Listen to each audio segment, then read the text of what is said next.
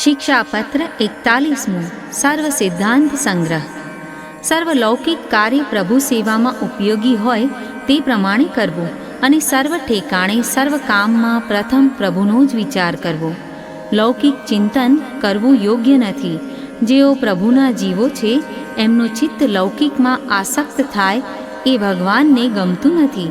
માટે પ્રભુ એની ઉપેક્ષા કરે છે અને તેથી એનું લૌકિક પણ સિદ્ધ થતું નથી. પ્રભુમાં શુદ્ધ ભાવ સ્થાપન કરવો જોઈએ. એમાં ચતુરાઈને અવકાશ નથી. પ્રભુ સર્વ જીવોના અંતર્યામી હોવાથી એ મનમાં રહેલા ભાવને જાણે છે. જો શુદ્ધ ભાવ હોય તો પ્રભુ એનું લૌકિક પણ પોતે જ સિદ્ધ કરે છે, એટલે વિઘ્ન થતું નથી. તદીયોને લૌકિકમાં જેટલું આવશ્યક હોય તેટલું જ ખર્ચ કરવું.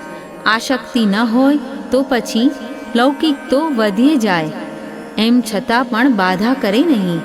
જો ઉપર પ્રમાણે ન કરે તો વધી ગયેલું લૌકિક પણ પ્રભુની ઉપેક્ષાથી બાધા કરે છે. માટે ચિત્તને ખાસ કરીને શ્રી કૃષ્ણની સેવારૂપ વિષયમાં સ્થાપન કરવું. બીજું જે કાંઈ કરવું હોય તે સેવાના ઉપયોગીપણાની દ્રષ્ટિથી ગૌણપણે કરવું, મુખ્યતાથી ન કરવું. સેવા જ સાધન છે.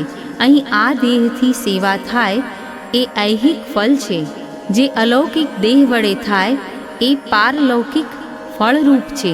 અને એ માટે જ ભાવવર્ધક એવો સત્સંગ કરવો.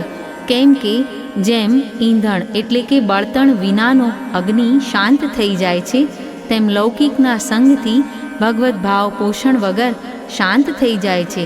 હરિના સુંદર દર્શનાદિકમાં હંમેશા આરતી સ્થાપન કરવી. કરુણાના નિધિરૂપ પ્રભુ લૌકિકમાં સ્વસ્થતા નહીં થવા દે.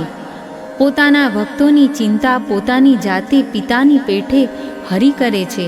એમ છતાં જો કોઈ ચિંતા કરે તો મૂર્ખ જ કહેવાય, એમાં સંશય નથી.